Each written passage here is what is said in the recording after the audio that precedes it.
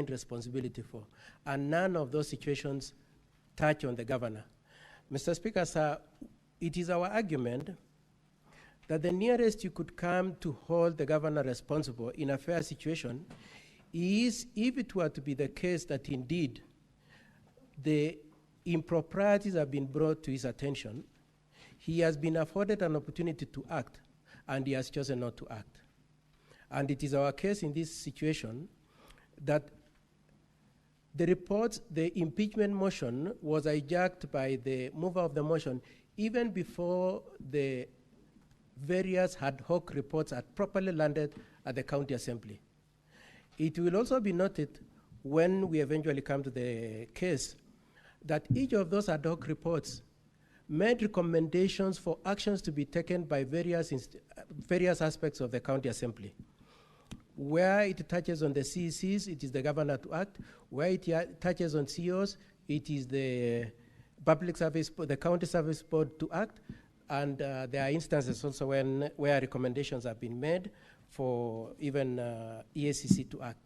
And so as it were, Mr. Speaker, sir, and honorable senators, it is our argument that we were not afforded an opportunity to act, and responsibility of the governor could only attend his inaction if he had been afforded an opportunity to act. Now, we are prepared to accept that if it were to be the case that there is a very pervasive and rampant improprieties at the county, you could start wondering whether the governor has put in place proper mechanism. It is our argument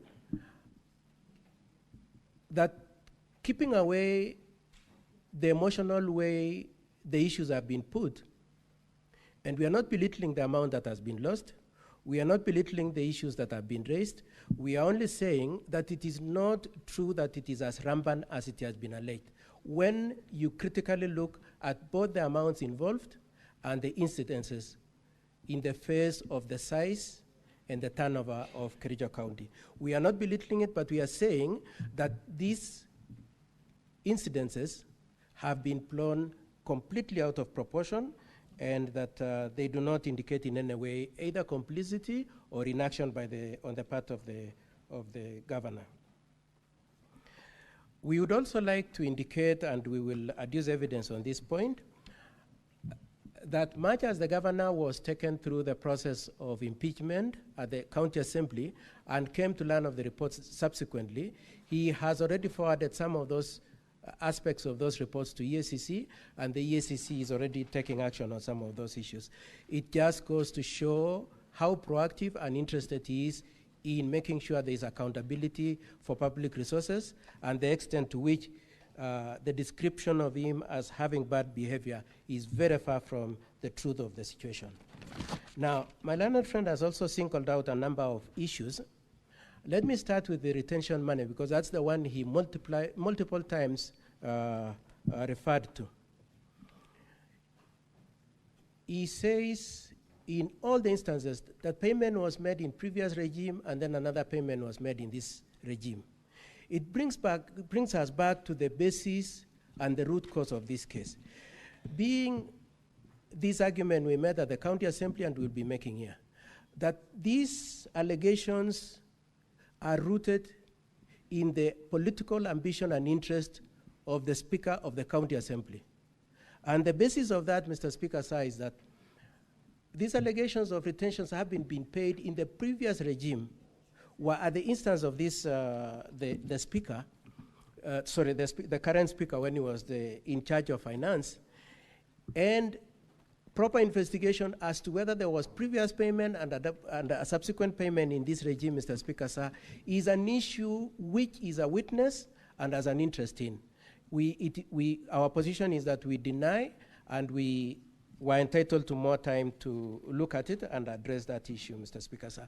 But we are emphasizing the extent to which the Speaker in the County Assembly would go out of his way to generate and fabricate a case against the governor. On the issue of Londiani, Mr. Speaker, sir, we would like to invite the attention of these honorable senators that the allegation on Londiani we contest on two dimensions. The first one is that it was part of the allegations which you threw away in September 2024. They have been brought back. And that is contrary to the provisions of Standing Order number 70A, which prohibits reintroduction of previously highlighted allegations. That's the first issue we wish to take up on that issue of Londiani. The second issue we wish to take up on this issue of Londiani is that the allegation against the governor is that he failed to act on a report that had been given to him by the county assembly. We would like to bring to your attention, honorable senators, and we will point out to you that that report of the county assembly was stayed by the court. The court said no action can be taken on that report because of the impropriety with which it was made and the malice with which it was made, and therefore it cannot be right to say that the court, having found that no action should be taken by the governor, he should now be brought here for impeachment. Then there is the issue of private property and the emotional play of the video where they said governor was in gumboots. We would like to point out again that that allegation was in the previous complaint in September 2024, which you threw away, and understanding order number 70A, it should not be brought back. But secondly, my learned friend Mr. Ongoya has said that that was invading private property. He then went on to say that it has been determined by court. Honorable senators, we will surprise you when we get to that judgment where we will show you that there is no determination that that is private property.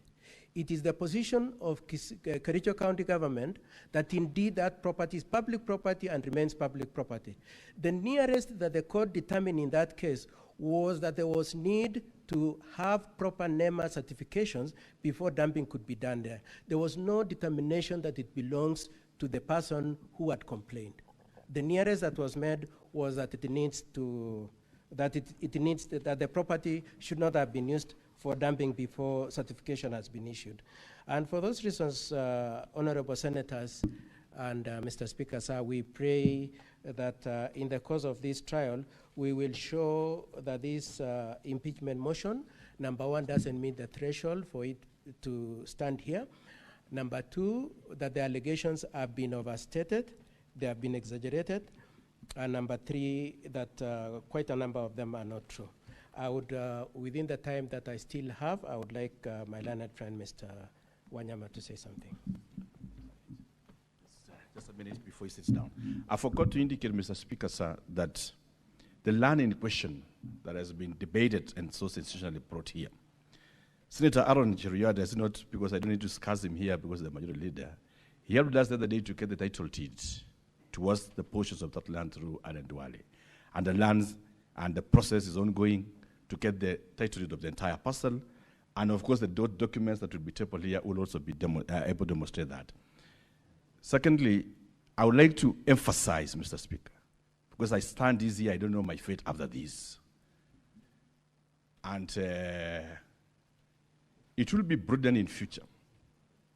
This is just my thinking, not as a governor, but as a scholar, that if we will not be careful in this country, speakers who have ambition and have good money in their pockets will just be able to wake up one morning, create a list and send to Senate for governors to be impeached.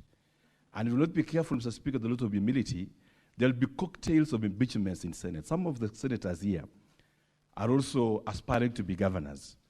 And I know some of them at a personal level that they have high chances of being governors.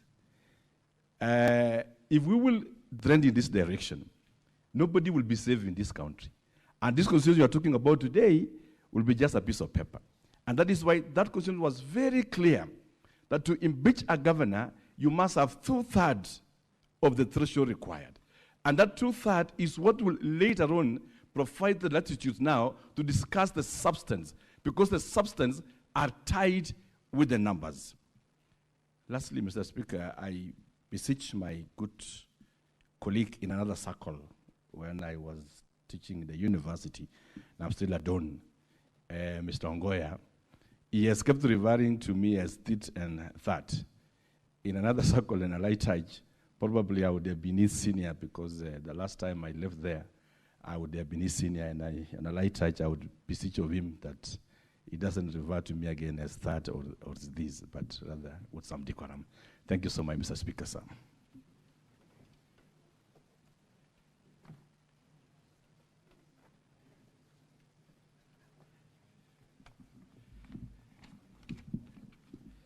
Thank you very much, Mr. Speaker.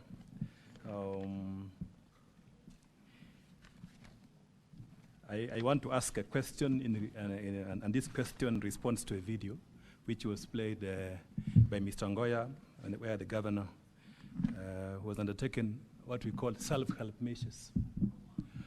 When you go home and you find a stranger in your kitchen, what will be your first instinct as a human being? In common law, there's a doctrine known as self-help. In Kenya, there is a major problem on land grabbing. The land in question where the governor undertook self-help measures, which is allowed in law, and the matter is under litigation, is public land. A private developer, an individual who has an interest in this land, then takes up the matter in court, and then we are saying that is a ground for impeachment, impeaching the governor. So that just demonstrates to you the nature of the county assembly case. The county assembly case, if you examine it, does not meet the threshold in Article 1 of the Constitution. The gross violation of the Constitution and law, and gladly this Senate has already interpreted this question in very many decisions. There ought to be, for you to determine that there is culpability by the governor, you must look at the evidence. There must be something which the governor did personally for purposes of being removed from office. What is it that the governor did in respect to the procurement? Look at the evidence of the county assembly. They will not be saying the governor did this. Instead, they will be saying that a procurement officer did not write a professional opinion. And then that contract was approved by the accounting officer. So in that case, what is the responsibility? Who has the responsibility if there is a malpractice on a procurement failure to write a professional opinion? It is the procurement officer. It is the accounting officer who then signs off. So if the governor interferes with the process, then that is something else. So throughout the evidence submitted by the county assembly, you will not see personal culpability by the governor to of necessity lay basis for the threshold for the removal of governor from office. Kericho County has more than 3,500 staff. 3,500 staff. Secondly, Kericho County has more than 10 departments. All these staff work in various departments. And at the top of each department is the CEC and an accounting officer known as the chief officer. And there is an accountant. So you cannot foreclose the possibility that in the workings of government, there could be an issue within that value chain for the provision of government services to the people. And when that happens, there are procedures to be followed, because we are a country governed by the rule of law. There are procedures to be followed. These procedures are outlined in legislation. One, with respect to procurement, you have the Public Procurement and Disposals Act and the regulations. It outlines the entire chain of procurement. With respect to Public Finance Management Act, it governs the payment system. If you look at the PFM specifically, the responsibility of the CEC Finance and the Chief Officer Finance, they are clearly outlined so that when there is a problem, then responsibility is ascribed to an individual. If you look at the legal framework on corruption itself, responsibility is on an individual basis, committing a crime. Secondly, there is a process for audit, which this House too has a role to play, and the County Assembly. You will find that most of the allegations which they have submitted against the governor have not been audited. They have not been subjected to a process of audit for purposes of verification, either by the county assembly, in examining the report of the Auditor General, or by this House. So do we take that precipitate decision to impeach the governor when all these things are prematurely, appear to be premature? Definitely not. Look at the responsibility of the county assembly itself within this process. The county assembly under Article 185 of the Constitution has a heavy responsibility on audit and oversight. Sorry, let me use the word oversight. They oversight the county executive. So what steps has the county assembly done to summon the procurement officer, the accounting officers within the county government on the various departments, for them to answer and get satisfied on the primary questions before we take the next level issues to impeach the governor? So that is very important. You will be seeing this throughout the issue of nexus. It is not there throughout the evidence by the county assembly. On the issue of voting, the threshold question, we will be laying basis in cross-examination and also part of our evidence. We will be cross-examining the ICT officer who says he developed this system internally.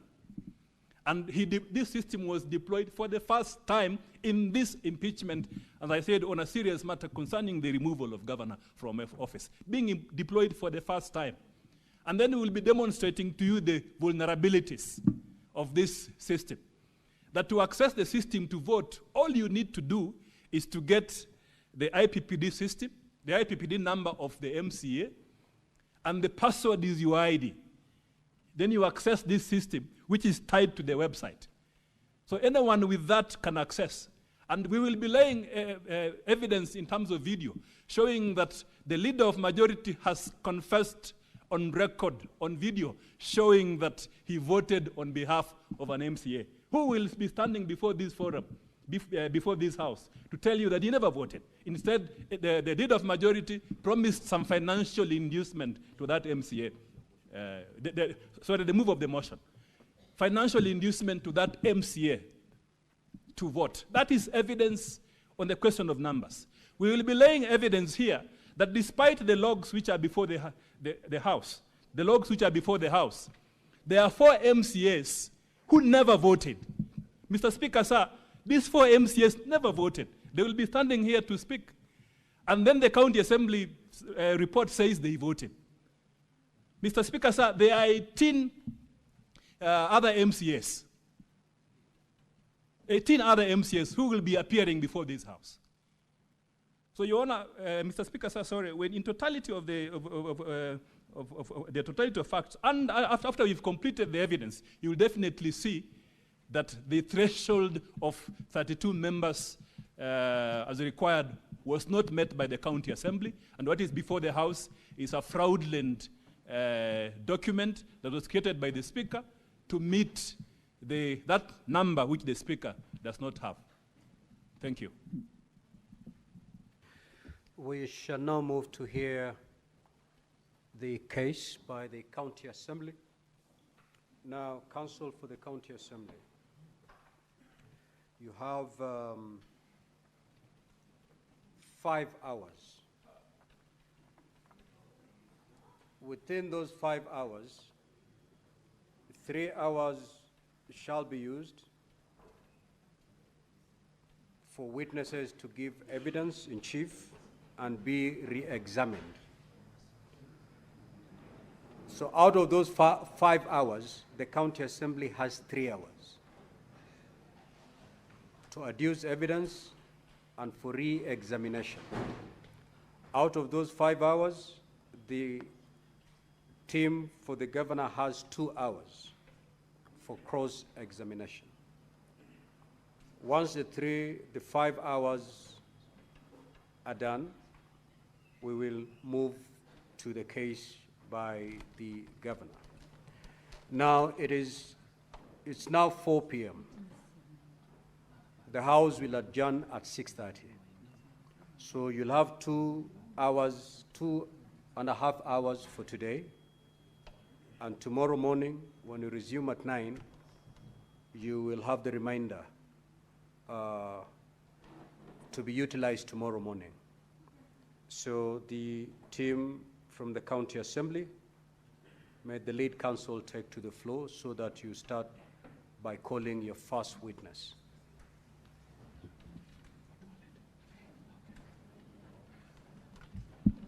Thank you, Mr. Speaker, sir, for the opportunity.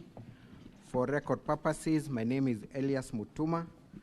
I'll be leading our first witness. His name is Geoffrey Bett. You will recall, Mr. Speaker, sir, that we had made a request to accommodate this witness, considering that he's physically challenged. I hope that the arrangements have been made.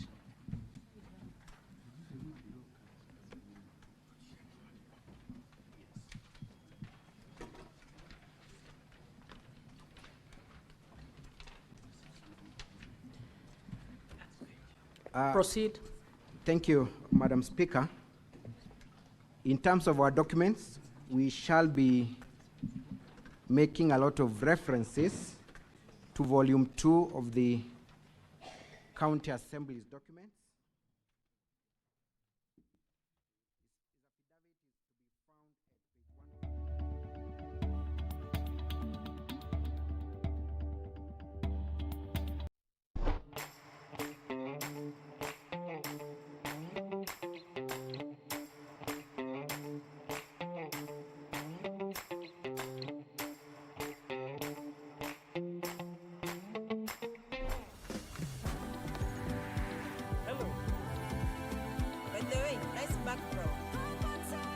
Faster speeds, safe and secure.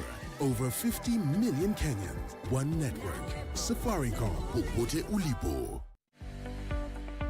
Kimitei akobo inye ako kimita sikinetkei kibaibaitgei ak kinoisechigei tuguk cheterter chetesetai eng emetab Kenya ak emotinwek chebo sang. Inyorwech eng DSTV channel 266, Zuku channel 19, GoTV channel 099, Star Times channel 164, Pang eng free to air, Bamba free to air, Azam channel 336 koboto online streaming eng www.castv.co.ke. Kotitinye ng'oliot age tugul kotinygei ak tetutik chok, sirwech sirutiet en oretab email konyo info@castfm.co.ke anan ko SMS en namba 55552 anan ko 30552 ak imwawech kit neichome ak nemechome. Cast TV, kimnotet.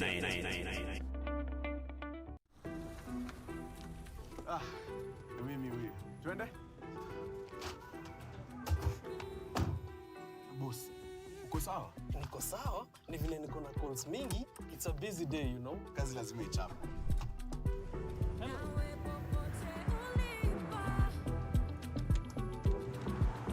By the way, nice background.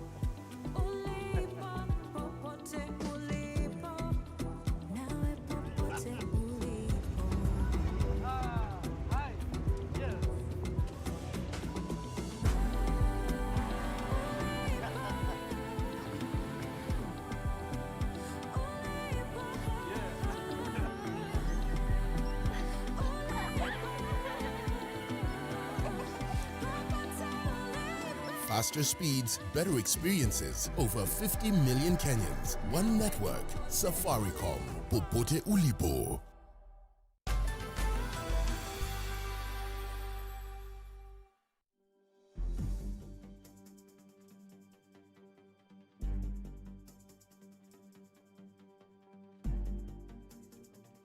Yes. When were you employed as a chief officer? And kindly also explain to us the process of recruitment, of your recruitment. I was employed in the county government of Kericho it was on 13th December 2022 up to 20th July when I left the county government.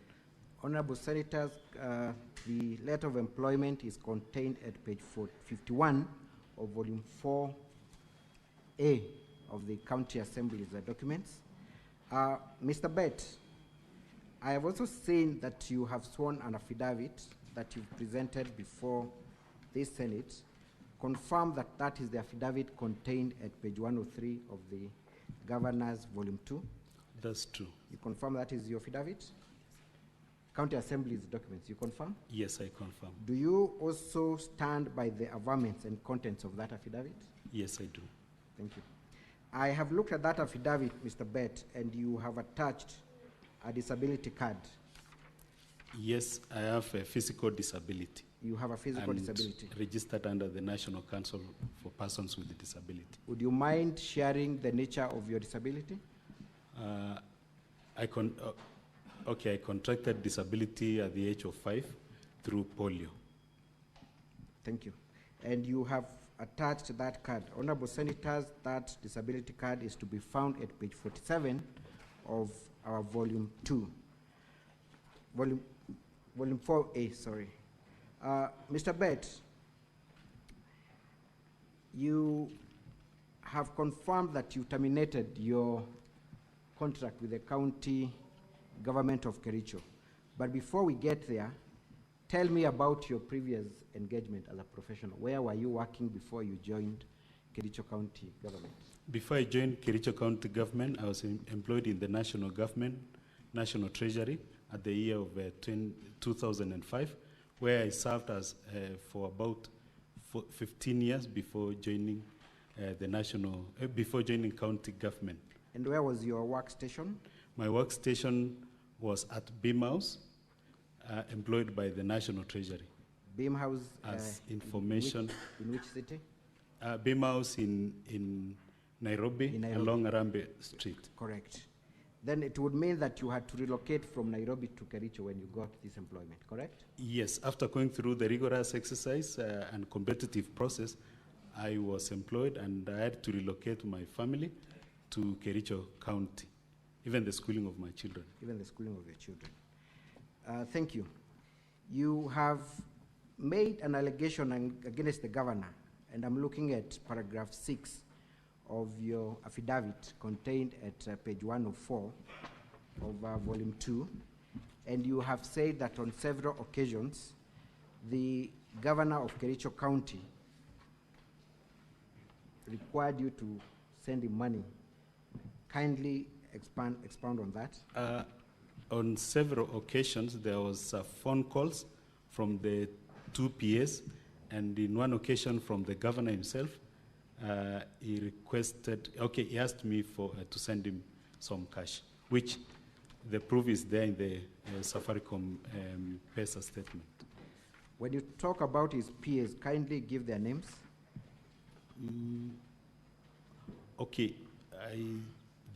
I don't know the exact official names, but we have one Elias Rulite and another who is known as Rennie. Maybe to refresh your memory, at paragraph 6, you've mentioned a Mr. Robinson Kiplagat.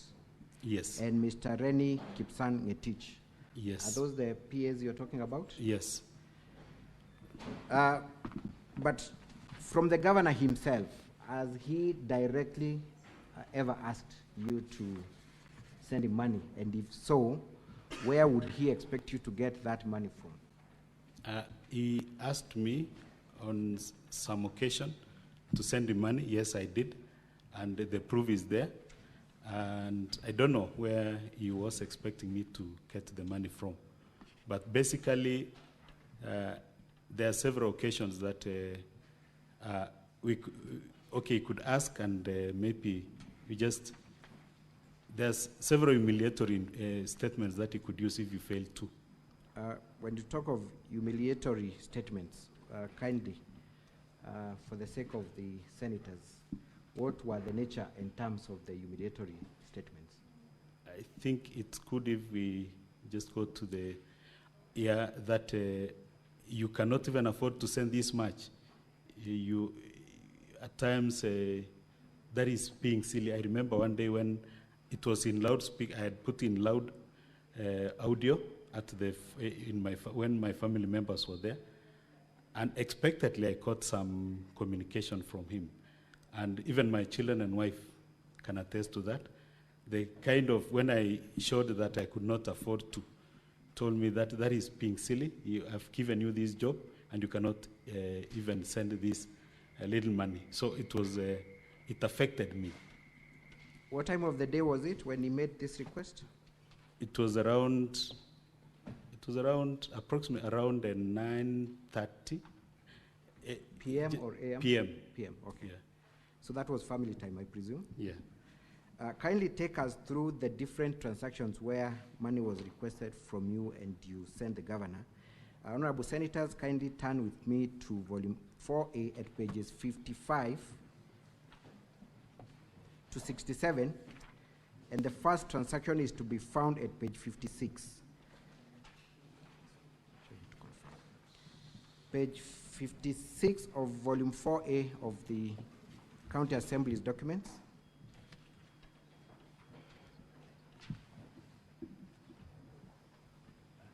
Honorable Senators, from the top, if you count the 23rd transaction, you will come across a transaction, 23rd and 26th transaction from the top, if you are to count.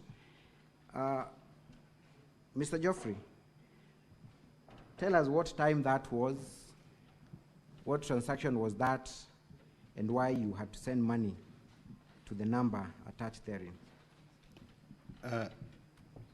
Actually, this was it was in the evening, and I was asked to send the money. It was 30,000, but instead of sending 30,000, I made an error. I sent 3,000. After realizing, I had to resend 27 to make it 30. Where did you get that money from? The money was from my savings, and from my savings. From your savings. Yeah. Let's look at the next transaction at page 20, transaction 26. Tell us what time it was. Okay.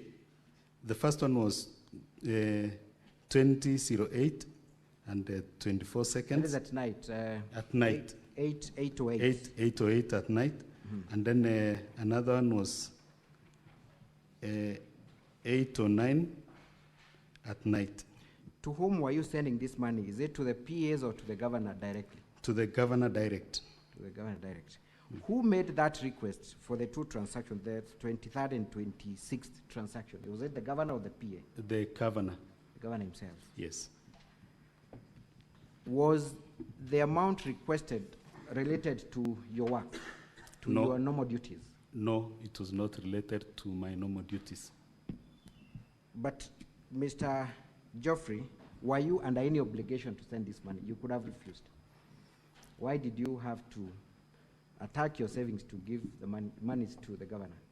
I was not under any obligation, but because of the embarrassing statements and the coercing, I had to. Let's go, Honorable Senators, to page 58, transaction 13. Page 58, transaction 13. There is a transaction there, Mr. Geoffrey.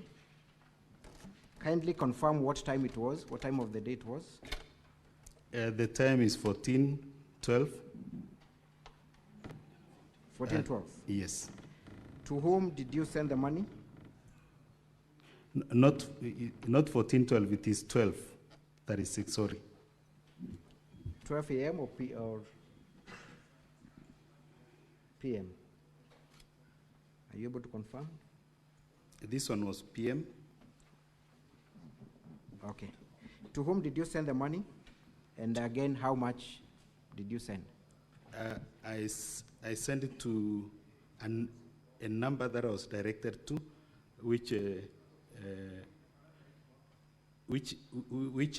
one of the PS was using, alias Roulette, but when you send money, it is bringing the name Irene Chepkwony. Irene Chepkwony? Yeah. You confirm that that number was attached to one of the PAs? Kindly give us the name of that PA. We had Mr. Robinson Kiplagat and Rennie Kipsang-Ngetich. Robinson Kiplagat. Robinson Kiplagat. Kiplangat. Okay. How much did you send? It's 15,000. 15,000. Mm. Again, was that a request for money related to your work as a chief officer? No. It was not.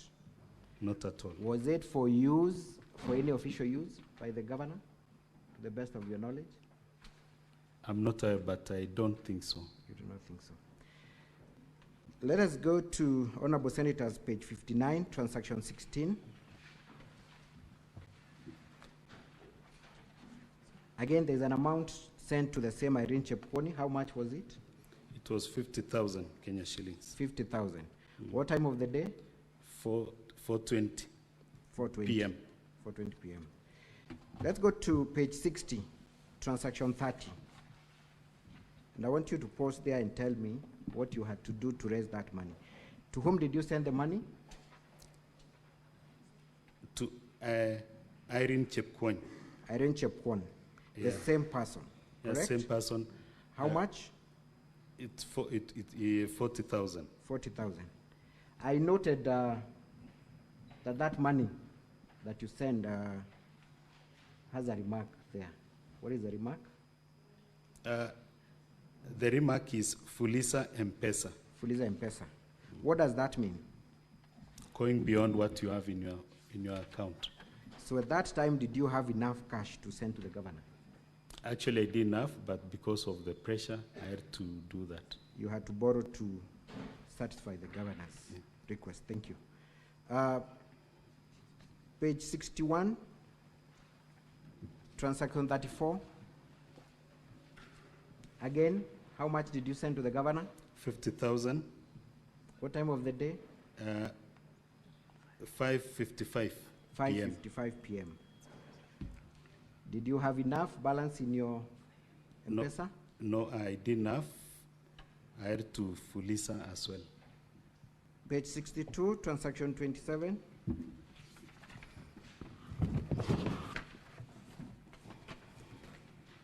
Again, are you able to see that?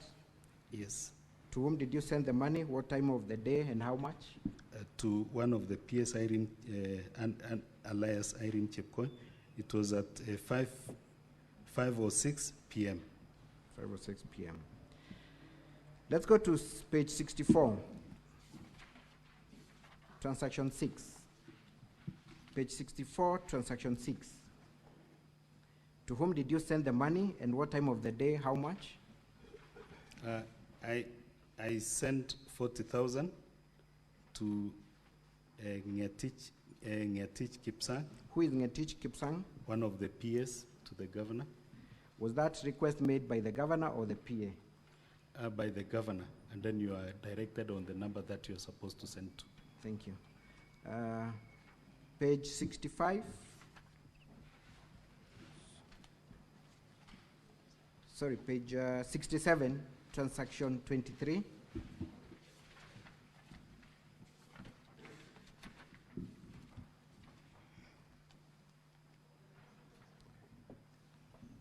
How much did you send? What time of the day was it? It was at 12:27. I sent it to Ngetich Kipsang. It was 2,000. Thank you. Kindly look at your affidavit at paragraph 6 and give us the numbers, the three numbers that you have stated you'd send money through, and tell us to whom are those numbers registered.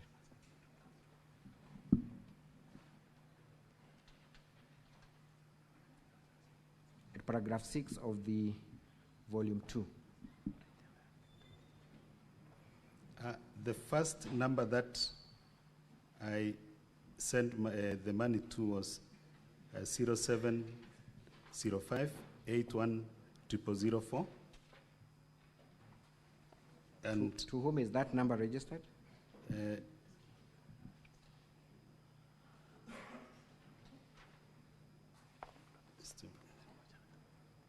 Just a minute.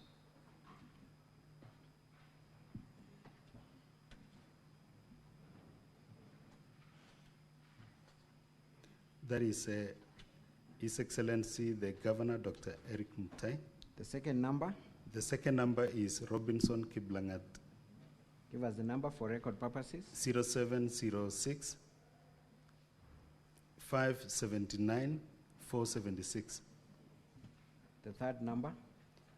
0720 122 975. To whom is that number registered? Reni Kipsang Ngetich. Thank you. How much in total, Geoffrey, can you tabulate from your M-Pesa statements that you confirm you sent to the governor either directly or through his proxies? It's approximately 200,000. That is through M-Pesa. Through M-Pesa, 200,000. Approximately. Are there instances where you send money through any other mode? Cash, but yeah. They're cash. Yeah. Are you able to approximate how much you sent through, rather you gave through cash? I can't approximate at this time, but now the cash money were huge than the M-Pesa money. So the amount you gave in cash was more than 200,000? Yeah. How did you raise that amount? That you gave in cash? Okay. Initially, it was through savings. Then I went on. At some point, I had to go for loan. At some point, I had to dispose of my property, including the vehicle that I had when I was going to the county government.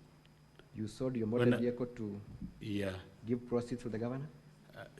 To support, to give the the cash money to meet the demands which were there. Do you and also parcel of land. You sold your parcel of land? Yes, not one, actually two. And all that money you gave to the governor? Is that your testimony before the Senate? It's not all the money, but the better part of the money. How would you describe that conduct or the demand from the governor in your own assessment? I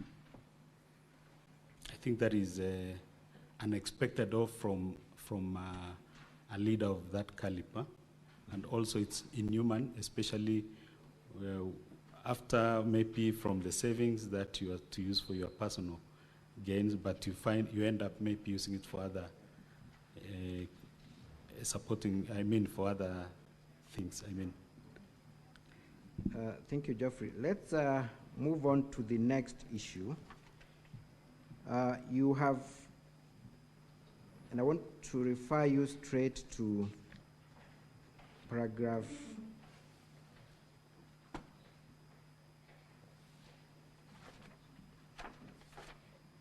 13, which, Honorable Senators, is at page 105. You have made an allegation about the procurement of a revenue management information system. Yeah, actually, it came in relation with the derogatory remarks that were made by government against me when we had a full meeting between the CCs and the CEOs. Before we get to the remarks, yes, which one came first? Is it the need for a procurement revenue management information system or the remarks? No, the one which came first was the procurement of revenue management. Kindly tell us about information system. Kindly tell us about this system. As I joined county government, this revenue management system, which was there before, expired around February, and it was from then that I involved we had several discussions with the governor, His Excellency the Governor, about the acquisition of the new system. And during the first instances, there were some situations whereby people showed interest, and we could have one-on-one discussion with them, not one or twice occasions. But after interrogating, using some technical skills that I could put off some of the people who had interest in doing that. During the process, at some point I was asked to give my personal opinion as a technical expertise. I advised the governor that we can try, one, the in-house development, two, the government-to-government acquisition of system. And that is why early February we went to Kwale to do the benchmarking because Did the governor heed to your professional opinion, or what was his reaction towards your professional opinion? Okay, during that time when we were in the process of acquiring the system, we were still working in tandem. It was until the remarks that he made against me during the full meeting where we had the CCs and the CEOs, when he called, I gave out my opinion as a technical expertise and a person who understands what is related with it. Tell us more about this meeting. Where was this meeting held? It was held in the boardroom, governor's boardroom. Who are the attendees of this meeting? The CCs and the CEOs. How many CCs in total? The exact number of the CCs who attended then can be confirmed from the minutes, but it was approximately 90%. 90%. Yeah. And the chief officers, how many in your approximation? The exact number can be confirmed again from the minutes, but it was approximately equally the same 90%. What was the agenda of this meeting called by the governor? It was it was related with having the general status of every department, and my department was to mention something related with the acquisition of revenue management system, and I gave out my stand. When you gave your professional opinion in the presence of the CCs and chief officers, what did the governor tell you? What did the governor say? How did he react? If I can remember vividly, is that he said, I thought you have physical disability alone. Kumbe, you have mental disability as well. He said and Makiu, it was in the presence of all the staff. It would have been even all the CCs and CEOs. How did that make you feel, Jeffrey? I felt, actually, it was too much to me. I felt like I was totally humiliated because that is a derogatory statement that belittled me, tried to put me down. It affected me psychologically. I felt, because immediately after that I was forced again to go on leave. That is 2 weeks leave, which I signed the form, and to me I was seeing as a blessing because I was going to rest and internalize the kind of humiliation I got in front of my colleagues. And it was too hard on me. Thank you, Geoffrey and Paule. You said that you were forced to proceed for compulsory leave. It was not compulsory. I was asked to fill the annual leave, 2 weeks. Who requested you to do that? The then county secretary. The then county secretary. During the period of your leave, what transpired in respect of this procurement revenue management, the revenue management information system? What happened in respect to its procurement? The process of procuring revenue management system began. A team was constituted from the technical team. I don't know the details, the other details, but I'm aware a team was constituted, and it went on through. There was advertisement, opening of tender, and evaluation of the bidder who was to be given the tender of developing revenue management system. Did the county government eventually procure this system? No, it didn't procure, and I think it was the office of procurement, I think, is the one who gave out the guidelines, because the least bidder of the revenue management system was asking for approximately 68 million, and the money which was available was not sufficient. So I think I was kept out of the whole process, but it came out clearly that the revenue specialist, that is the director, advised them that it's against the procurement law to procure something or a project that you don't have sufficient funding. What is the revenue management system that is in place now at Kericho? The revenue management information system that is there is it's an online. I mean, it is end-to-end system which was developed in-house by the technical our county staff. Is that in tandem with your initial professional opinion? Yes. Thank you. Why, in your assessment, would the governor of Kericho tell you that I thought you have a problem with your physical disability alone, kumbe you have mental disability as well? Why would the governor make such demeaning statements against a person living with disabilities, in your own understanding and assessment?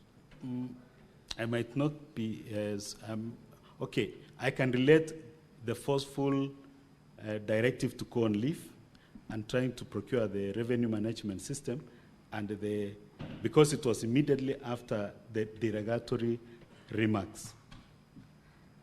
Thank you. Which? Okay, maybe we can move on to the next issue because of time. Geoffrey, your initial term as per your letter of employment was for 5 years, correct? Yes. What happened to your term of employment?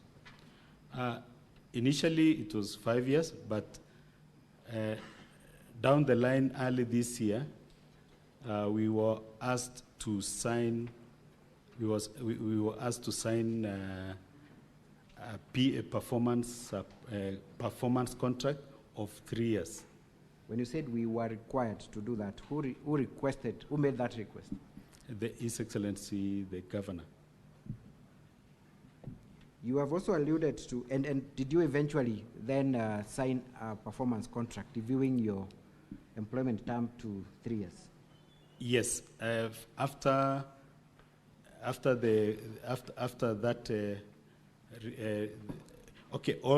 yes, I later signed, and it was all of us, the CEOs and the CCs. You have also made an allegation against the governor at paragraph 20 about you being coerced to sign undated resignation letters in advance. Yes. When was this done? It was on 27th March 2024 that we were summoned to the governor's boardroom, and we were instructed of the exercise that was waiting for us, and each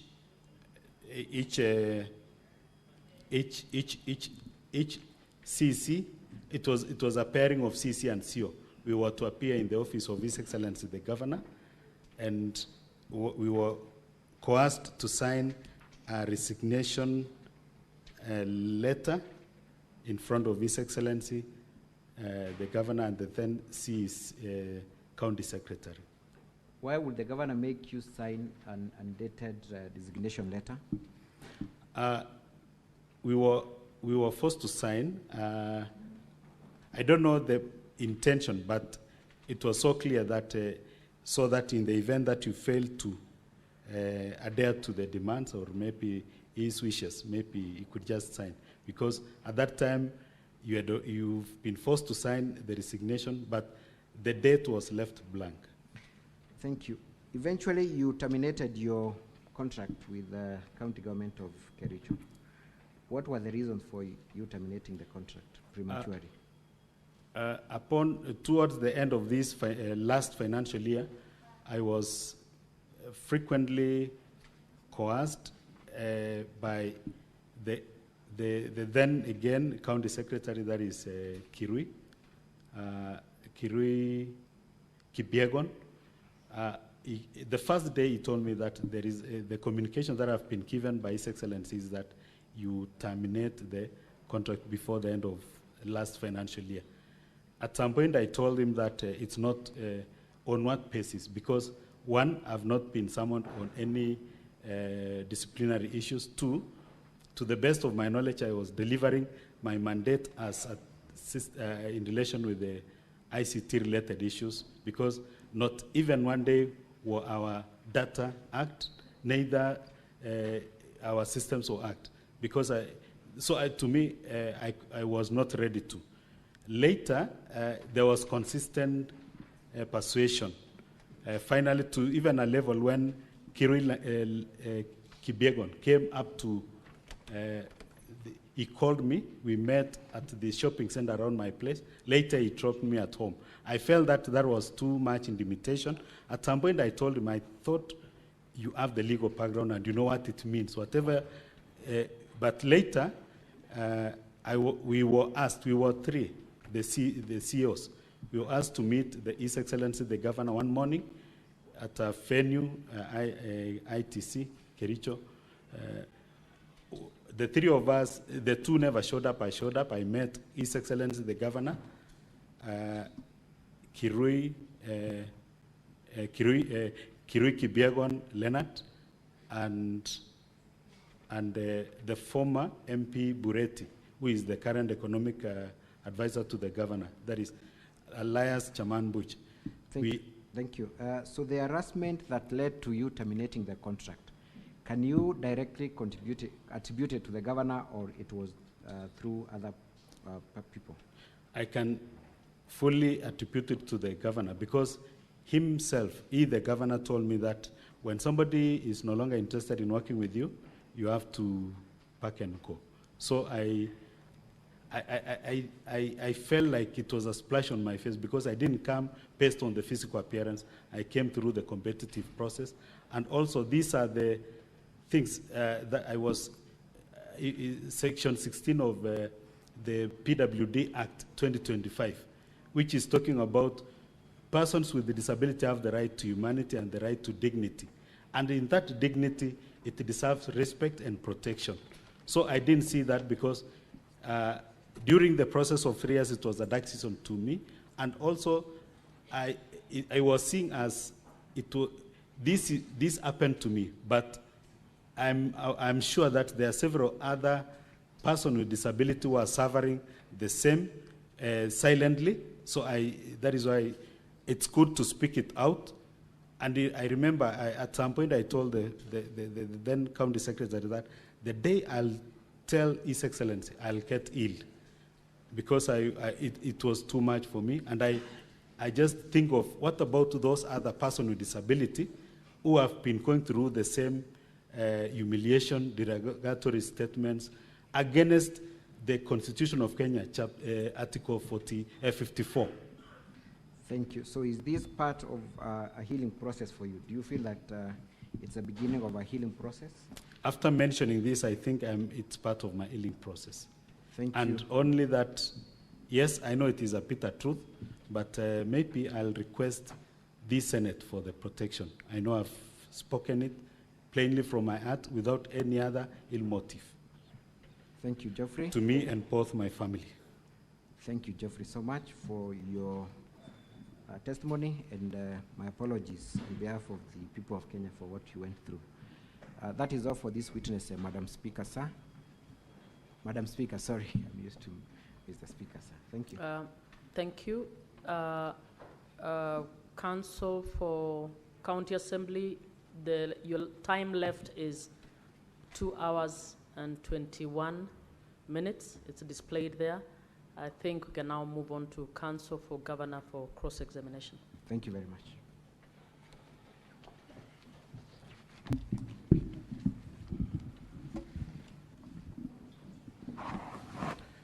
Good evening, Mr. Bate. Good evening to you, Council. Yes. Mr. Bate, I would like you to understand me. I will ask you my questions with the greatest respect. I do not mean to demean you or to disrespect you, so I hope you don't mind the questions I'll be asking you. Now, could we start with the last comment you made? You said that as a consequence of the opportunity you have been afforded here, you are feeling a process of healing already.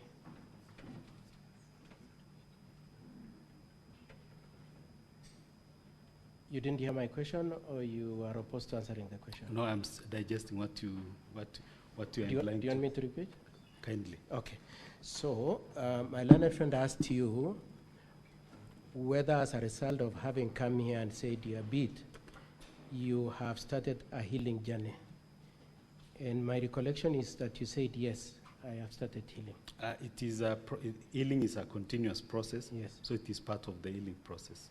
Which has started today? No, it is part of the healing process. Okay, it's part of the healing process. Yeah. And the healing process will be greatly helped by people believing what you've said here. Not believing, okay, it could be believing, Yes. but basically pouring out what His Excellency, Okay. derogatory, the kind of remarks he made against me. Okay. So And let me not move- only me, and also to the people living Okay. with disability. Thank you. I'll move on to a different issue. Am I right to summarize your complaints in this, in your testimony as being 3 issues? The first one is that you were constrained to send money by the governor. Is that one of your allegations, isn't it? Constrained or Forced. forced? Coerced, yes. Yes, the demand was there. Yes, that's one.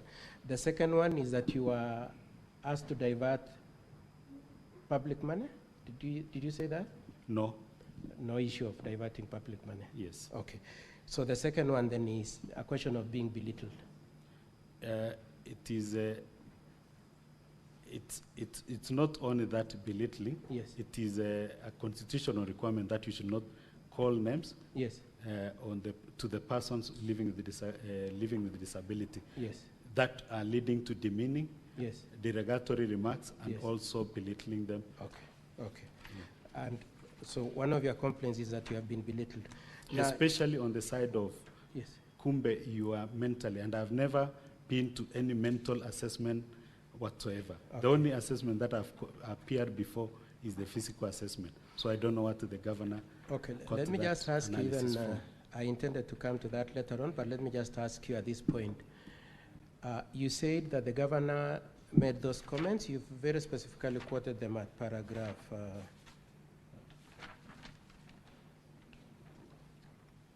at paragraph 15 of your statement, where you say, I thought you have a problem, and so on and so forth. No, he said, I thought you have the physical disability alone. Kumbe, you have mental disability as well. Okay. Which it's good to be recorded that I've never appeared before any mental assessment whatsoever. I understand that. And it's just your word, isn't it? You have nothing to back up that you said that. Yeah. Huh? Other than your It's word? not my word, it is the word. I'm just returning the same words to His Excellency. Yeah. The proposition that the governor said it is what you are saying. It's not captured Yes. in a document or anything. Yes. Okay. Now, on all these allegations you've made about the governor, may I ask you, so you've, in paragraph 24 and 25, and in your testimony today, in paragraph 24, you said the rights under Article 54 have been violated. You remember saying that in your affidavit? 54, it is Article 54. Yes. I'm on a timely subsection 1A. Yes, I'm on a Specific- timely show. Just and- answer and my also question. No, section which question are you 16, answering now, Mr. The same. And also You've section answered my 6. question. I'm okay with that. No, and 16, section 16 of PWD Act Okay, 2025. okay, thank you. Actually, I wanted to ask you that. Now, is it something that you've just learned today, or you knew it even as far back as when you are resigning in the year June in 2025 when you are resigning? Mm-hmm. Is it something you've just learned today, or something you always knew, even when you're at work, since 2022? It is something that has been deeply going through. Mr. Bett, my Yes. question is, you've made specific reference to provisions of law, isn't it? And my question is, when did that realization that some of your rights have been violated, is it a realization that has come today, yesterday, or it was there as way back as 2022 when you started experiencing these challenges? For the Constitution of Kenya, No, I you're knew. not answering. I knew Mr. from Speaker, then. sir, Mr. Speaker, Madam, I am really struggling with time, and I wish the witness could just answer my question. Let me ask you my question again. It's okay? Yes. So you've said there are violations of Article 54 and you're right under section. And all I'm asking you is, when did you realize that those rights exist? Is it in 2022 when you're going through all this, or in 2020? Immediately when I was abused. But for When the you're abused. But for the act, it was. Just wait for the question. It Please. was. Just wait for the question. When it was approved in this. Okay. Yeah. So then, having made that realization, have you ever made any report to the police that your rights have been violated? First, the process that Please I went answer through, my question. Have you made any report to the police? leadership Okay. of person with Next disability question, in Kericho County. next question, Mr. Mbed. Have you made any complaints? Who is your employer at the Kericho County government? Is it Public Service Board? Yes. Have you made any complaint to the Public Service Board? No, because I was restrained by the person with Listen to the disability. question. That's all. I'm protect them. satisfied. Yeah. You also say that at various points you are, I know you've retracted today in the course of your testimony that you are not compelled to take compulsory leave, but in your affidavit you said you are forced to take compulsory leave. You are forced to take compulsory To leave. sign. Then, and eventually you resigned, isn't it? Yes. Have you filed a civil suit to complain and have been violated? I have not because. You have not. Because the working environment, coming back to my former employer, I think it was good for me. Did you be filing a civil suit to the county, to the governor, or to the county, or to court? I think that information You don't know where you'd go. Yeah.